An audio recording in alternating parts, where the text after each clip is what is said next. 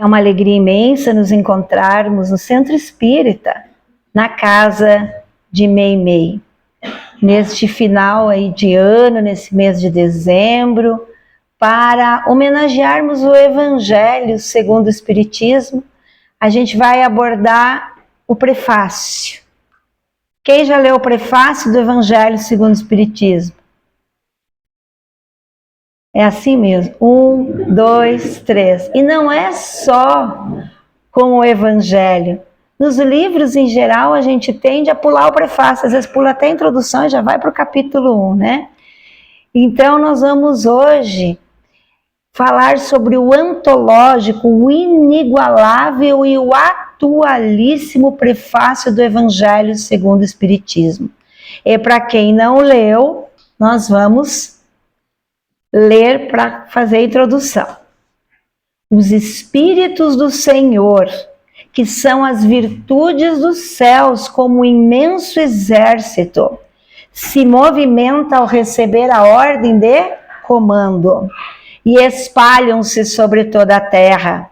Semelhantes a estrelas cadentes, vêm iluminar o caminho e abrir os olhos aos cegos. Eu vos digo em verdade que são chegados os tempos que todas as coisas devem ser restabelecidas no seu verdadeiro sentido, para dissipar as trevas, para confundir os orgulhosos e para glorificar os justos.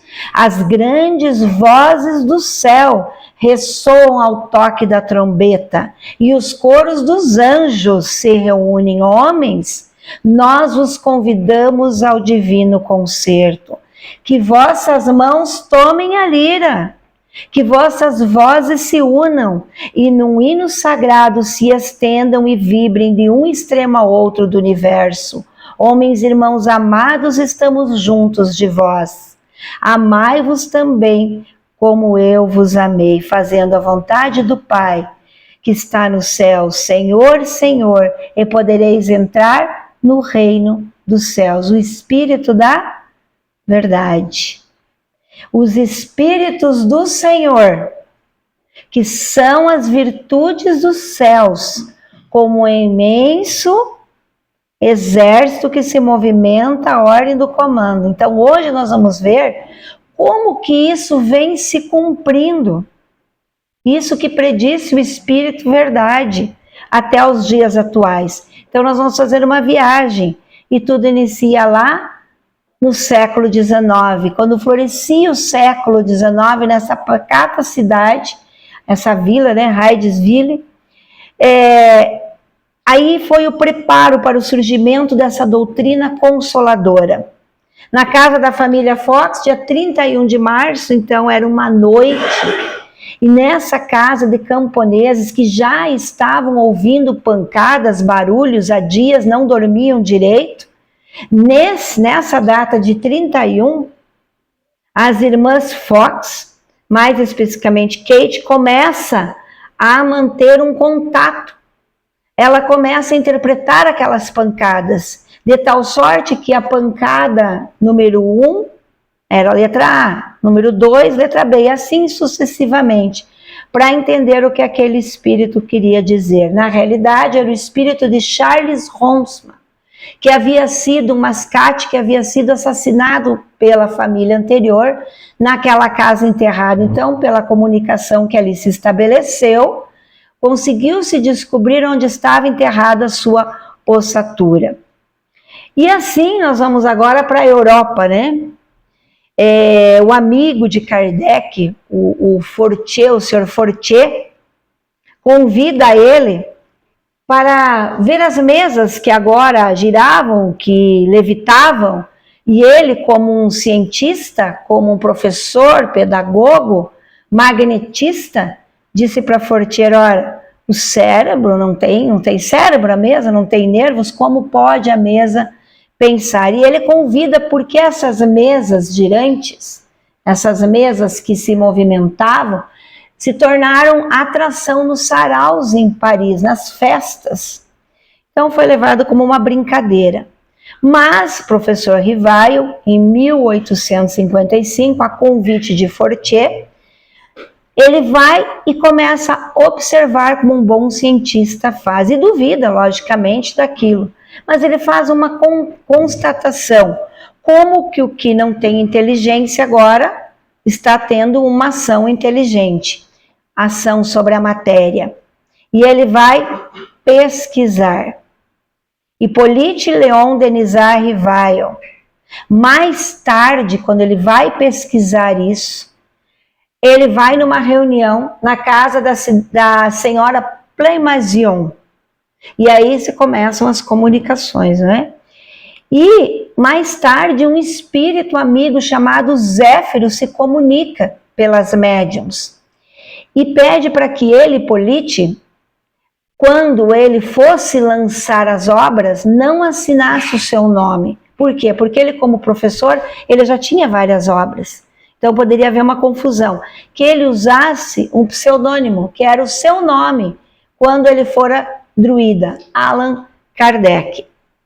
Então aí está, adepto do magnetismo, cientista, ele começa as investigações para, em 1857, lançar o Livro dos Espíritos e vir a lume a doutrina espírita. Depois, logicamente, nós tivemos os outros, foram 23 livros, mas temos o Pentateuco, né? O Livro dos Médios, o Evangelho, segundo o Espiritismo, em 1864, o Céu e o Inferno, em 65, e a Gênese, em 1868. Então, hoje, na realidade, nós estamos homenageando o Evangelho nos seus 160 anos de lançamento. Este livro que salvou muitas vidas. Nós estamos aqui hoje reunidos em torno do Evangelho segundo o Espiritismo. Quantos evangelhos no lar, quantas lives, quantas palestras, quantas leituras, quanto benefício esse livro trouxe para a humanidade. Mas, em 1869, vitimado por um aneurisma, desencarna o codificador. E aí, o que aconteceu? A França, cidade das luzes, praticamente apaga-se o espiritismo. Cidade das luzes devido aos pensadores que lá estavam reencarnados, né? Não dá continuidade. Mas atravessa o velho continente. Chega nas terras de um gigante adormecido chamado Brasil. E como que ele chega aqui? Muitas vezes a gente frequenta há anos a casa espírita e não sabe como se deu o princípio. Através desse livro de Humberto de Campos, Espírito através da mediunidade de Chico Xavier, Brasil, Coração do Mundo, Pátria do Evangelho, nós vamos ter notícia de como que isso se deu. Há todo um preparo do plano espiritual. Então, se nós temos a primeira revelação como Moisés, nós temos a segunda revelação como Cristo, o Espiritismo é a terceira revelação e não Allan Kardec, como muitos acham. Então a raiz veio com os profetas, foi plantada a semente. Essa semente começou a crescer e teve um tronco forte, que é a moral do Cristo com a vinda de Jesus. A copa, quem colocou foi o Espiritismo. Então pronto, a árvore estava pronta para trazer seus benefícios. Então essa doutrina atravessa o Atlântico e veio se instalar aonde? Nas praias brasileiras. Aclimatou-se, despiu daquele pragmatismo científico, vestiu mais um manto de religiosidade. Logicamente que o começo foi difícil. A favor tinha o mediunismo aqui já dos índios, do africano, a homeopatia, os leitores esclarecidos, mas contra tinha a igreja católica protestante, a medicina tradicional e a lei. As grandes vozes dos céus, lembrando o prefácio, ressoam como sons de trombeta e o cântico dos anjos. Se associam homens, nós vos convidamos ao divino concerto. Tomai a lira e unam as vossas vozes num hino sagrado. Então, como que isso se deu? Jesus, o nosso guia, o protetor do nosso planeta Terra, ele de tempos em tempos visita o orbe terreno. E ele, numa dessas visitas à Terra, comenta com um dos seus colaboradores, esse encarregado pelos problemas sociológicos da Terra, sobre o progresso que os homens já haviam até então. Aqui nós estamos no século XIV, então um progresso que já haviam conseguido, mas também algumas manchas escuras que ele observa vindos do quê? Do orgulho, do egoísmo, daqueles que estavam procurando apenas a satisfação das riquezas materiais, estavam manchando aí pelo infortúnio. Então, imaginemos nós que essa falange de espíritos iluminados, sob a direção do Cristo, encaminha-se para as terras do Cruzeiro do Sul. E é aí que Jesus roga bênçãos a Deus para as terras onde ia transplantar aquela árvore que agora estava com a copa. Ou transplantar seu evangelho de piedade e de amor, como nós vamos ver aqui que está nesta obra. Preste atenção nessa figura, né? Jesus com a mão no coração. Brasil, coração do mundo, pátria do evangelho. A região do Cruzeiro, onde se realizará a epopeia do meu evangelho, estará antes de tudo eternamente ligada ao meu coração. As injunções políticas aqui terão função secundárias, porque acima de todas as coisas, em seu solo santificado e exuberante, estará o sinal da fraternidade universal, unindo todos os espíritos. Ismael, ele chama Ismael, o espírito Ismael, manda o meu coração que doravante seja o zelador dos patrimônios imortais que constituem a terra do Cruzeiro. Vai, Ismael, reúna incansáveis falanges do infinito para cooperar nos ideais sacrossantos da minha doutrina. Inicia desde já a construção da pátria do meu ensinamento. Para aí, transplantei a árvore da minha misericórdia. Lembra-te sempre que estarei contigo no cumprimento dos teus deveres, com os quais abrirá para a humanidade do futuro caminho novo, mediante a sagrada revivescência do cristianismo. Então, quando os palestrantes, ou quem faz a prece, vem e fala que o espiritismo é o Cristo de volta, é o cristianismo primitivo, está aqui nas palavras do próprio Cristo a Ismael. Então, Ismael é o espírito escolhido por Jesus para auxiliar no progresso, no desenvolvimento do Brasil. É o nosso anjo guardião da nossa pátria. Então, quando nós tivermos grandes desafios, como já passamos aqui, né? De tempos em tempos, a gente roga para quem? Para Ismael. A gente roga, Ismael, olhe pelo Brasil, interceda para que o Cristo olhe com misericórdia para o Brasil. Mas diante deste apelo do Cristo a Ismael, a gente para e reflete. O que nós, que estamos reencarnados aqui, estamos fazendo com essa grande oportunidade? Porque ele não estava falando só para Ismael, ele estava falando para nós. Olha só essa mensagem de 1873. O Brasil, e essa mensagem é de Ismael, tem a missão de cristianizar, é a terra da promissão, é a terra de todos, é a terra da fraternidade, é a terra de Jesus, é a terra do evangelho. Então, Ismael, ele vai estabelecer um programa para o Brasil. Como missionários começam a reencarnar em Portugal, mas infelizmente os latifundiários escravizam os negros. Ou seja, não se interfere no livre-arbítrio. Então, Ismael, com isso, ele pede uma audiência com Jesus. E ele vai em prantos e diz, olha só o que os lusitanos, os proprietários de terra, os latifundiários estão fazendo. Estão escravizando o nosso povo de Guiné, de Luanda, de Angola. Estão sendo trazidos como animais. Jesus escolheu o povo humilde da África, os simples da terra, o português, que eram os mais pobres e os mais trabalhadores da Europa. Para quê? Para que não houvesse o uso de armas, mas o ouro das Índias contaminou os portugueses, que se eximiram do trabalho.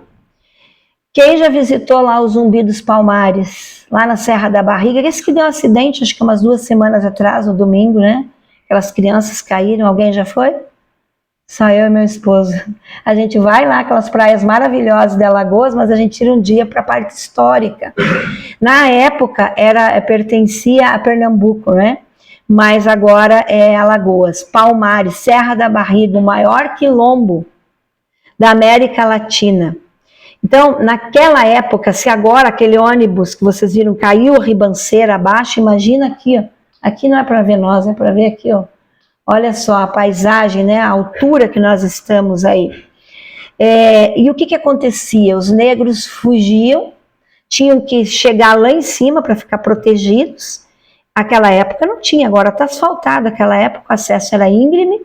Saíam das fazendas, a distância era longa, passavam fome. Então hoje o que a gente conhece nas encruzilhadas como oferendas eram alimentos que eram deixados para os negros não passar fome, para indicar o caminho. Até que os bandeirantes, principalmente Jorge Velho, foi contratado para quê? Inclusive não sei porque se homenageia, eu morei nessa rua, Jorge Velho, bandeirante contratado para dizimar todos ali.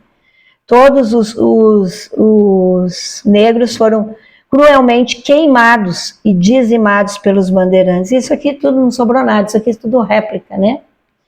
Então, os negros trouxeram aqui a nossa organização física, né, e lições, principalmente, da humildade. Jesus começa a ouvir prantos nas regiões inferiores. Espíritos que estavam ali sofrendo. Então, ele resgata esses espíritos que eram da cruzada, senhores feudais, padres, inquisidores, e manda para cá, onde é o coração? Aqui, para serem abrigados. E aí se incorpora essa nova raça, que sofreu as penúrias do cativeiro, também ressurgiu estadistas, médicos, artistas, poetas, escritores, para viver a pura fraternidade. A história a gente vai passando rapidinho, assim, só para ver o contexto, né? Em 1700 tem o início o movimento abolicionista, nós sabemos aí a tarefa de Tiradentes. Em 1792 a rainha portuguesa, ela enlouquece pelo remorso. Em 1789 a Revolução Francesa. Em 1792 Dom João VI assume o trono numa administração aí, vamos dizer, desastrosa. A Revolução Francesa, ela modifica essa estrutura dos governos da Europa e de Portugal, que alia-se aí à Inglaterra. Bonaparte assina o tratado com a Espanha, ordena a invasão de Portugal. A Inglaterra, então, sugere a retirada de Dom João para o Brasil. 1799, em Napoleão Bonaparte. E aí, o que acontece a nível espiritual, que é o que nos interessa, né? Emissários do bem espalham-se sobre a toda a terra, não só encarnados, como também os desencarnados, influenciando, intuindo.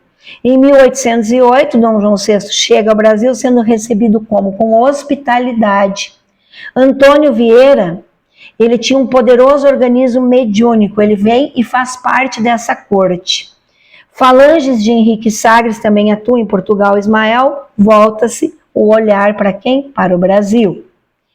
Aqui nós temos a vinda de Dom João VI, né? Falando tanto em árvore aqui.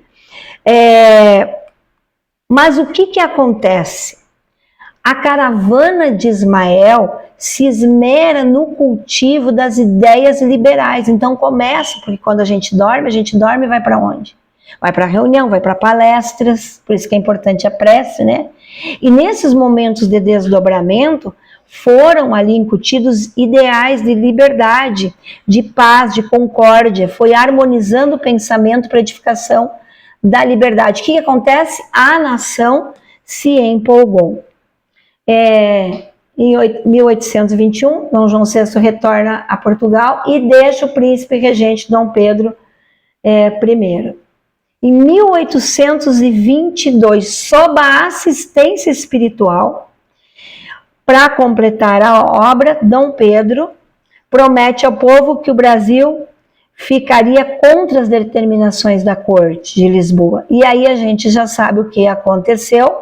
Com essa adesão intuitiva aí do povo, do mundo invisível para cá, o grito, né, de liberdade às margens do Ipiranga em 7 de setembro. Mas aconteceu outro fato a nível espiritual. Jesus chama um outro espírito, Longínquos. Quem aqui sabe a história de Longínquos? Palestrante não vale, tá, Júlio?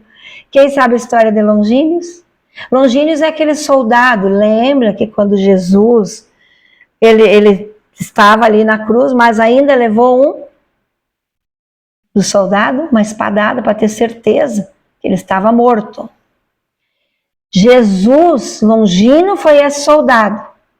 Claro que ele teve outras encarnações que a gente vai pular para focar aqui. Jesus chama Longínquos e dá a ele como se fosse a última tarefa no orbe terrestre, ou seja, depois de várias encarnações, se nessa encarnação ele desempenhasse bem o seu papel, ele não precisaria mais reencarnar aqui. Ele teria autoridade e poder para beneficiar a todos. Então, ele reencarna como Dom Pedro II. Nisso, nós vamos ver aqui vários fatos. Por exemplo, nós vimos lá Hydesville. Nós vimos 1850, mais ou menos, Kardec lá, Paris. Mas aqui no Brasil, conta Divaldo Franco, já em 1845,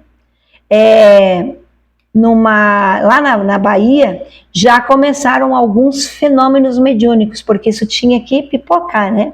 Olha que interessante, o movimento preparatório do espiritismo, médicos homeopatas reencarnados, né?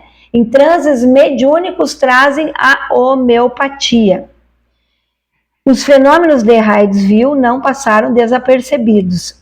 Voltando lá para a França, logicamente, que a gente não pode esquecer que outros espíritos valorosos estavam encarnados para que Kardec cumprisse a sua tarefa. Todas as falanges do infinito se preparavam para interessar indiretamente grande número de estudiosos para dar aquele despertar para o estudo. Mas em 1845, então lá na Mata de São João, na Bahia, já haviam manifestações mediúnicas, inclusive também mesas girantes no Brasil. O primeiro centro espírita é criado por Luiz Olímpio Teles de Menezes. Ele funda o primeiro centro espírita, o Grupo Familiar de Espiritismo, aonde em 1865, aonde que foi o primeiro centro espírita? Exato, muito bem, na Bahia, Salvador. Ele lança um livro também, e o segundo centro espírita, só a título de curiosidade, é do lado de Santos, em São Vicente. E aí a gente volta para o prefácio do Evangelho. Os Espíritos do Senhor, que são as virtudes dos céus, como imenso exército que se movimenta ao receber a ordem de comando, espalham-se sobre toda a terra. Mas como que isso se deu? Como que foi esse programa e como executar esse programa na prática? Há mais de um século, uma brilhante assembleia de espíritos se reuniu em esfera elevada, sob a direção de quem? Do protetor do Brasil, do anjo Ismael. Foi então exposta a futura missão do Brasil na divulgação do Evangelho, que seria iluminado pela terceira revelação. E em dado instante, o mensageiro do Senhor aproxima-se de um de seus discípulos e fala a ele mais ou menos assim: descerás as lutas terrestres, com o objetivo de concentrar nossas energias no país do cruzeiro, dirigindo para o alvo sagrado dos nossos esforços. Lembram do prefácio? Semelhante a estrelas cadentes, eles viriam iluminar o caminho e abrir os olhos dos cegos. Então reencarna na cidade de Riacho do Sangue, hoje é Jaguaratema, lá no Ceará, 250 quilômetros de Fortaleza, Adolfo Bezerra de Menezes, em 29 de agosto de 1831, reencarna o apóstolo de Jesus. Em 1884, funda-se a Federação Espírita Brasileira. Bezerra de Menezes, um jovem médico, assume a posição de diretor de todos os trabalhos de Ismael. Então, quem está à frente da federação está sob o comando direto de Ismael. E retorna à pátria espiritual aqui em 1900. Médico e político de grande projeção no século XIX. Foi eleito deputado estadual. É considerado por nós espíritas o Kardec brasileiro, e pelo povo, já antes de ser espírita, para suas consultas gratuitas, pelo atendimento, ele já era chamado de um médico dos pobres. Presidiu por 2 gestões a FEB, como falamos, e mesmo após o desenlace, quando Celina, mensageira de Jesus, faz ele levantar do leito no plano espiritual, ver todas aquelas vozes que cantavam, que o recebiam na pátria espiritual, diz a ele que Maria concedeu que ele pudesse escolher em qual morada ele queria residir, das moradas felizes. E ele disse: não, enquanto houver uma lágrima na terra, ali eu estarei. E é isso que a gente roga até hoje por ele, quando nós, os nossos filhos, nossos entes amados, amigos, estão doentes. Então, lembremos no prefácio: os Espíritos do Senhor, que são as virtudes do céu, como imenso exército, se movimentam ao receber a ordem de comando e espalham-se sobre toda a terra. Eu vos digo que são chegados tempos em que todas as coisas devem ser restabelecidas no verdadeiro sentido. Para quê? Para confundir os orgulhosos e para glorificar os justos. As grandes vozes dos céus ressoam ao toque de trombeta e o coro dos anjos se reúnem. Homens, nós os convidamos ao divino concerto. Então não podia parar por aí. Reencarna em 22 de setembro de 1868 em Matão, Karl Schutel, considerado bandeirante do espiritismo, espírita número 1, o fundador aí do Centro Espírita Clarinha, que é ele numa reunião mediúnica do periódico com o mesmo nome, à época jornal tinha, hoje em dia tudo via online, né? Mas também reencarnaria em Juiz de Fora em 1878, Zilda Gama, a quem nós mulheres devemos agradecer, porque só votamos hoje, dado o trabalho dessa mulher que teve vida longa, nos trouxe várias obras. E em 1º de maio, os Espíritos do Senhor, cumprindo o prefácio, vindo, reencarna em 1880 Eurípides Barçanufo, o qual Chico Xavier disse: escrever sobre a vida de Eurípides seria quase o mesmo que fazer a biografia de Jesus, o apóstolo da caridade.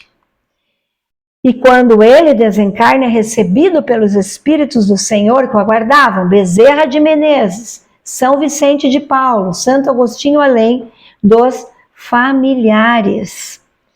Voltando um pouco aqui, 1889, então Ismael está preparando o ambiente para o médium Frederico Júnior transmitir a palavra póstuma de Allan Kardec. E qual foi a instrução para nós espíritas?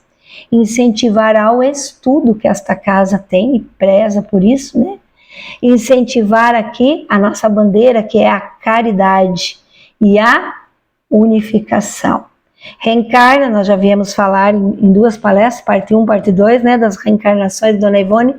É só entrar lá na playlist aqui do Meimei que tem gravado, né? Dona Ivone reencarna em 1900. Ela tinha todos os tipos de mediunidade. Ela, que foi considerada por Chico como a heroína silenciosa, só pela obra Memórias de um Suicida não precisava ter produzido mais nada, mas escreveu por Bezerra de Menezes, por exemplo, a Tragédia de Santa Maria. Ela que fora, vocês assistirem a palestra, vocês vão saber, filha de Bezerra, na época, filha carnal, na época das perseguições dos dias, não só da noite, de São Bartolomeu. Reencarna em terras brasileiras. O maior, podemos dizer, médium de materialização, que também tem uma palestra aqui gravada, vai lá na playlist do Meimei, para ver aqui a obra não só na parte da materialização, mas nos atendimentos que ele fazia gratuitamente, 24 horas por dia, a sua casa era aberta. O maior médium de materialização luminosa. Nasceu em 1905. E o maior de todos os médiuns, podemos dizer, fica por minha conta, Francisco Amor Xavier, né? Francisco Cândido Xavier, em 1910, Pedro Leopoldo depois dirige-se a Uberaba. E no centro disso nós temos o Dr. Bezerra. Então, quem dirigia os trabalhos mediúnicos de Eurípides? Bezerra. Quem dirigia os trabalhos de Dona Ivone do Amaral Pereira? Bezerra. Que fora pai, como eu disse. Quem dirigia os trabalhos de Zilda Gama? Bezerra. E aí nós vamos ver agora que Chico Xavier tinha seu mentor que dirigia sua obra, que era Emmanuel. Mas Bezerra de Menezes, Chico Xavier, foi beber também nesta fonte, vinda do grupo de Ismael, porque Chico tinha, se pudéssemos dividir, 4 frentes de trabalho: livre, a caridade, o receituário e a comunicação, né, principalmente dos jovens, dos entes queridos que já partiram, as cartas. Mas o receituário, eu tive a oportunidade de entrar quando eu fui lá com o Oceano, que já esteve nessa casa também, né? Que é aquele pesquisador que veio aqui falar, que já produziu o filme, enfim. O Oceano levou-nos lá em Uberaba, na salinha, que a gente visita só a parte externa, né? Onde o Chico recebia o receituário mediúnico. Eu não sei o que aconteceu comigo, mas eu tremi inteirinha. A vibração daquela sala. Tivemos, quem não assistiu o filme, assista, né? Zé Arigó em Congonhas, reencarnado em terras brasileiras, que atendeu nada mais, nada menos que 2 milhões de pessoas gratuitamente. 1918. Encarnado ainda, agora passando por este probleminha do câncer, que a gente até vibra pelo nosso irmão Divaldo, 20 mil conferências. 71 países, reencarna em 1927, olha só. E aí a gente lembra do prefácio: os Espíritos do Senhor, que são as virtudes do céu, como um imenso exército que se movimenta ao receber a ordem de comando do Cristo. A árvore do meu evangelho, semeado há 2000 anos na Palestina, eu a transplantei para o rincão da Santa Cruz, onde o meu olhar se fixa, nutrindo no meu espírito a esperança de que em breve florescerá. Qual é a função de uma árvore? Dar os frutos ou a sombra, estendendo a sua fronde por toda parte, dando frutos azonados de amor e perdão. Essa mensagem está no Reformador, abril de 1920. Emmanuel, quem não leu esse livro, ele é grosso, não sei se tem aqui, eu tenho, esqueci de trazer, porque a gente costuma errar, a gente diz que Chico deixou 400 e poucas obras, na realidade já passou de 524, meu dado está desatualizado, porque foram encontrados depois, escritos pela mão dele, né? Quando fazia o evangelho nesse livro, temos o evangelho do lar que fazia na fazenda que Chico trabalhava, fazenda modelo em Pedro Leopoldo. Então, tem mensagens, às vezes antes do início do evangelho, depois da prece inicial, e às vezes no final. E aqui também as reencarnações de Emmanuel, inclusive no Brasil. E aqui nesse livro diz então, nessa mensagem 49, é preciso criar espírito para o gigante.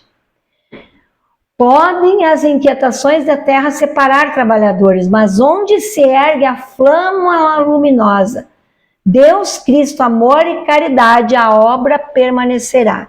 Então, quando Jesus chama Ismael, ele dá uma bandeira branca e fala a Ismael que ele poderia escolher a frase que quisesse, e Ismael grifa em letras douradas: Deus, Cristo, amor e caridade, é o que está lá na fachada da Federação Espírita Brasileira. Então, todos nós, espíritas que nos reunimos por afinidade na obra comum, com essas ascendentes que a gente já viu aqui rapidamente pela história, né?